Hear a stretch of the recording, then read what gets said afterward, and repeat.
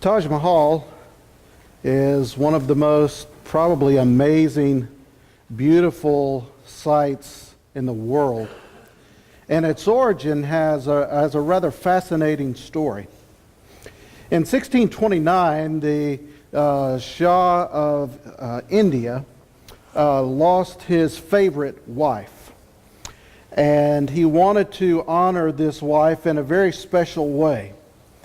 So he purchased a plot of land, and he put her casket out in the middle of this plot of land, and he called for the building of the Taj Mahal literally to be around and surrounding her casket. And this would be his way of honoring his favorite wife. And construction on this project began, and as I'm sure you know, this was not an easy thing to do in 1629. So this was years and years and years into the process of building. And over a period of time, the Shah's passion for his wife was gradually replaced more and more by his passion for the building of this project. So much so that one day he was out surveying the progress of the construction of the Taj Mahal, and he became quite irritated at a lot of things, and in his irritation he stumbled over a box. And he was so angry that he demanded that the workers come take this box and throw it off the property. And it was months later before he realized that he had called for the throwing out of his wife's remains. Because you see, sometimes the main purpose of something can get lost in the everyday going forward. Now, this weekend is unique to us in a lot of ways. Some of us have family in town because it's a holiday weekend, and we rejoice in that. Some of us are going to have cookouts. Some of us are going to go to the beach. The smarter ones are going to stay in air conditioning this weekend. But you've got all sorts of options. And in the midst of all the things we get to do on this weekend, it's so easy to lose sight of the purpose for this weekend, Memorial Day. There's all sorts of stories about the origin of Memorial Day, one of which goes all the way back to 1863 in Civil War times in Columbus, Mississippi. There was a woman who was decorating the grave of her two sons who had died fighting for the Confederacy. And a few minutes later, she made her way over to the far end of this same cemetery, and she started decorating these mounds. And it wasn't long before someone approached her and said, "Don't you realize that you're decorating the graves of Union soldiers?" And she replied, "Yes, I do. Because I know that somewhere up north there's a wife and a mother mourning her loss, just like I'm mourning my loss." A few years later, in 1868, General John Logan proclaimed the first National Memorial Day. And in Arlington Cemetery, the graves of those who had died in the Civil War, whatever side they fought on, were decorated as a symbolism of a country reuniting after being torn by such division and strife. James Garfield actually made the first Memorial Day speech. It was 100 years after that before Memorial Day was formally named a federal holiday. You know, our country now is 243 years old. Will be on July the 4th. And it is estimated in those 243 years that some 37 million men and women have served in our armed forces. Some of them are in this room this morning. In fact, I want to ask, if you have served or are currently serving in any branch of our armed forces, would you either raise your hand or stand so that we can see who you are?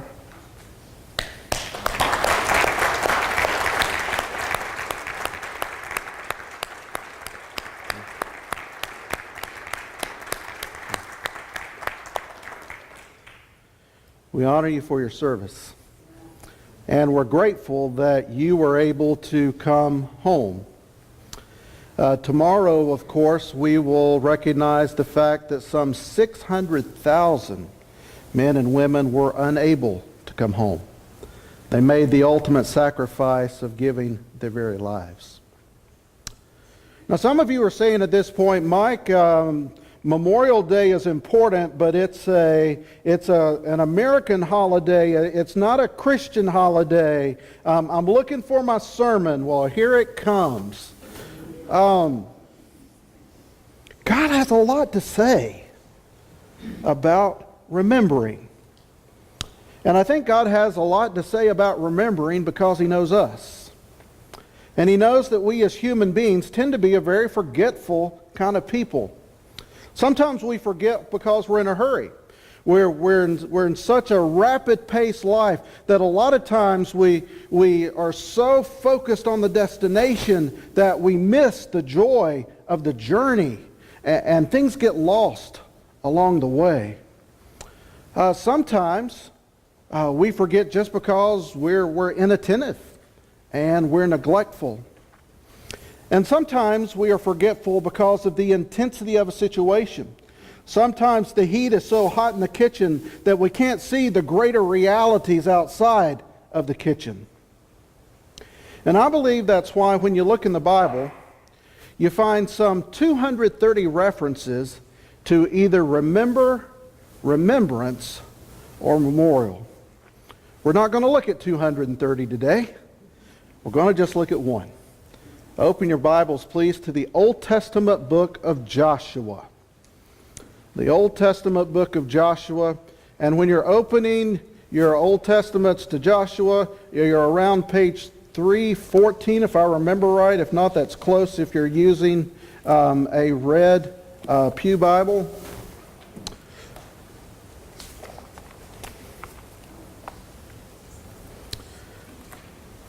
Joshua is a book that is about remembering for a lot of reasons.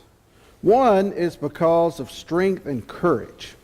Early on in the book of Joshua, there's this command to Joshua, be strong and courageous. Do not be afraid. And you remember that the book of Joshua was written at a time when the children of Israel have wandered in the wilderness for 40 years, and they're coming up to the promised land. Joshua's now the man in charge, and they're right on the brink, and they've got just one more little step to take. Really not so little. They've got to cross the Jordan River without a bridge, without a ferry, during flood season. All 1 million of them, plus their possessions, and plus their livestock. So I want us to move forward to where Joshua calls the people to consecrate themselves. Because he says, tomorrow God is going to do great things among you. And when God says consecrate yourself, what He's basically doing is He's saying, set yourselves apart as holy because something amazing is going to happen in your midst tomorrow. And He starts to describe what's going to happen in chapter 3, beginning in verse 9. Joshua says to the Israelites, come here and listen to the words of the Lord your God. This is how you will know that the living God is among you, and that He certainly will drive out before you the Canaanites, the Hittites, the Hivites, the Perizzites, the Girgashites, the Amorites, the Jebusites, all the ites. See, the ark of the covenant of the Lord of all the earth will go into the Jordan ahead of you. Now, choose 12 men from among the tribes of Israel, one from each tribe. Now, we're going to pause before we read anything else. And I want you to see a little bit about what God's instruction to these 12 particular people are going to be. As soon as the priests carry the ark of the Lord of all the earth, set foot in the Jordan, its waters flowing downstream will be cut off. The order during flood season is to take the Ark of the Covenant, this precious Ark of the Covenant that represents the presence of God, this holy item, and I want you to carry it. And when you get to the edge of the waters of the Jordan during flood season, I want you to step into the water. That's not scary at all, is it? But here's the promise. The waters flowing downstream will be cut off, and they will stand up in a heap. Verse 14. So when the people broke camp to cross the Jordan, the priest carrying the Ark of the Covenant went ahead of them. The Jordan is at flood stage. They're all during harvest. Yet as soon as the priest who carried the ark reached the Jordan and their feet touched the water's edge, the water from upstream stopped flowing. It piled up in a great heap, a great distance away at a town called Adam in the vicinity of Zarethan, while the water flowing down to the Sea of Arabah, that is the Dead Sea, was completely cut off. So the people crossed over opposite Jericho. The priest who carried the Ark of the Covenant of the Lord stopped in the middle of the Jordan, stood on dry ground, while all Israel passed by until the whole nation had completed their crossing, also on dry ground. What we have just read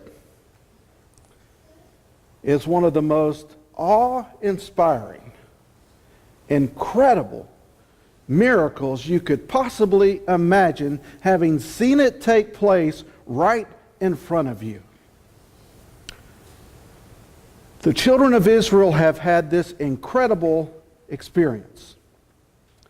And now they have crossed the Jordan.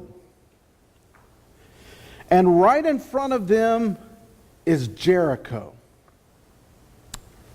And Jericho is vulnerable. In fact, in Joshua chapter 2, it says that the people in Jericho are totally freaked out because the Israelites are coming. So you imagine the scene. 40 years in the wilderness, you are in the promised land, you have crossed on dry ground, Jericho is right in front of you to be had. God has made it obvious that He is with you. It makes it so obvious that the next move is going to Jericho, no holds barred. God says, stop. And before you go forward, you need to look backward. Look in chapter 4, beginning in verse 1. When the whole nation had finished crossing the Jordan, the Lord said to Joshua, choose 12 men from among each tribe, one from each tribe. Tell them to take up 12 stones from the middle of the Jordan, from right where the priests are standing, and carry them over with you and put them down at the place where you stay tonight. So Joshua called together the 12 men he had appointed from the Israelites, one from each tribe. And he said to them, go over before the ark of the Lord your God into the middle of the Jordan. Each of you is to take up a stone on his shoulder, according to the number of the tribes of Israelites, to serve as a sign among you. In the future, when your children ask you, what do these stones mean? Tell them. Tell them that the flow of the Jordan was cut off before the ark of the covenant of the Lord. When it crossed the Jordan, the waters of the Jordan were cut off. These stones are to be a memorial to the people of Israel forever. Now, let's think about this. You've crossed the Jordan. You've got Jericho right in front of you, ready for the taking. The people are already scared. Instead of going, God tells them to wait. So here's my question. Why does God tell them to to pile up a bunch of stones and make a memorial out of a bunch of rocks? Why does God tell them to look backward when they ought to be looking forward? Jericho's right there. Knock it down, take it out, let's go. Why does God tell them to stop and remember? Let's move forward in chapter 4 all the way to verse 21. He said to the Israelites, in the future, when your descendants ask their parents, what do these stones mean? Tell them, Israel crossed the Jordan on dry ground, for the Lord your God dried up the Jordan before you until you had crossed over. The Lord your God did to the Jordan the same thing he had done to the Red Sea when he dried it up before us when we had crossed over. He did this so that all the people of the earth might know that the hand of the Lord is powerful, and so that you might always fear the Lord. Joshua says, this bunch of stones over here is a memorial to the power of God. Whenever you look at these stones, I want you to remember how powerful your God is. For most of the year, the Jordan River ranges from 40 to 100 feet wide. But during flood season, when the snow comes off the mountains close by and the rains start pouring down, the Jordan River swells to over a mile wide and some 150 feet deep. Yet when the priests obey God and they step into the water is backed up some 15 miles upstream. And it's backed up to the point that 1 million people,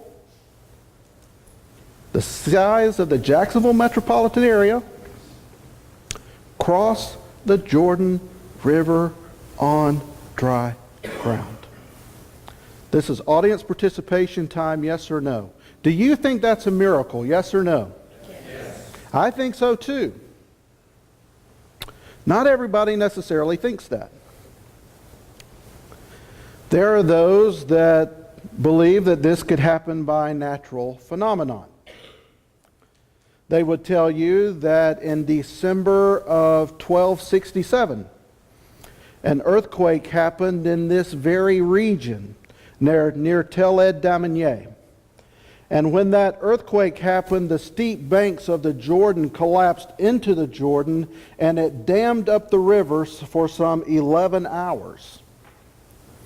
They would tell you that in 1927, something very similar happened and dammed up the Jordan River for 21 hours.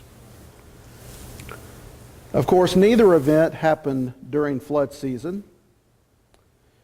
Neither event was told about by God one day prior. Neither event was a large enough passing for 1 million people to cross. Neither was enough for there to be completely dry ground. God says, I want you to look at these stones, and I don't want you to forget that your God is powerful. Don't forget His power. Nor do I want you to forget His presence with you. It is no accident that you find references to the Ark of the Covenant some 9 times in chapter 3 and 7 more times in chapter 4. You also have this time in Israel's history that for over 40 years they've been led by a cloud by day and a pillar of fire by night. But now they're going to settle And now that once they settle, they won't have this pillar in the daytime and this pillar in the nighttime, these visible reminders that God is in your midst. So he says, I want you to put this memorial over here. And every time you look at it, I want you to remember that God has said, I will be with you. Never forget that God is present. And then he says, I never want you to forget how God has provided for you. Can you imagine how exciting life must have been in the wilderness for those 40 years? Can you imagine the provision that God has done day by day? If you can't imagine it, let God describe it himself as he spoke it to Moses in Deuteronomy chapter 29. He said, during the 40 years that I led you through the wilderness, your clothes did not wear out. How many of you got clothes 40 years old? All right, I know there's some men, but not a whole lot. All right? Your clothes did not wear out, nor did your sandals on your feet. All right, ladies, how you like wearing the same pair of shoes for 40 years? Isn't that great? You ate no bread and drank no wine or other fermented drink. I did this so that you might know that I am the Lord your God. That doesn't even scratch the surface. They're in the wilderness for 40 years in the land of snakes, and they don't get bit by snakes. God provides for them in a way that is absolutely mind-boggling. God is indeed meeting their needs. The Army Quartermaster of the United States says that to care for 1 million nomads, you would have needed a minimum of 1,400 tons of food per day. That is a freight train full of boxcars, 1 mile long, 2 of them. 1,400 tons of food. If you're ever going to try to build a fire for comfort, for warmth, or to try to do something with what God has provided, you're going to need about 4,000 tons of firewood. If you're going to have sufficient water, 11 million gallons, give or take, in the wilderness. God did that because God provides. These stones are a reminder that they might have crossed the Jordan, but before they go on, and before they start dealing with all the conquests that are going to happen in the book of Joshua, they have got to stop and remember whose they are. They belong to the God of all power. They belong to the God who is always present. They belong to the God who always provides. For that reason, he sets up a memorial and he says, this is how you remember whose you are. Now, earlier this week I was wrestling with how do you roll this forward about 3,000 or so years, give or take a century. And how do you make this personal and how do you make this real? Because we can always remember 3 points that start with a P and say that was a nice little sermon and then go home and be exactly like we were before we came. Or we can try to roll this forward a little bit. And as I was thinking about how do you take something like this and bring it forward, a thought dawned on me. Why don't we just raise an Ebenezer? I bet that dawned on you, right? Why don't we just raise an Ebenezer? Y'all looking at me like, what in the world? All right, quick story. 1 Samuel chapter 7. The children of Israel defeat the Philistines by God's might, by God's power. Samuel is still a judge. Saul's not in power yet. And after this defeat, they set up this what they call an Ebenezer, a stone of help. And the literal words for Ebenezer, what it literally means, is so far, so God. So far, so God. In other words, however I got to this point, it's by the mercy and grace of God. It's the God who provided. It's the God of all power. It was the God who was present. However I got here, it's because of God. Now, you've probably already noticed that on your worship handout today, I didn't give you 3 bullet points. Instead, I gave you 3 questions. And these are the 3 questions I want us to use for the next 3 to 5 minutes so that all of us can basically build our own Ebenezer, our own remembrance, our own narrative of this is when I saw God revealing His power in my life. This is that time in my life when I just knew He was there. And this is the time that I knew of His provision.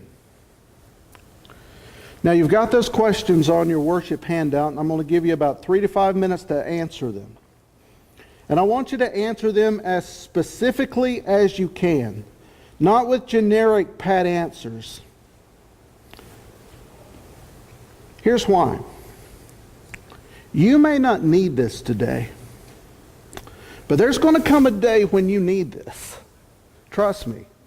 If it hadn't happened, it's coming.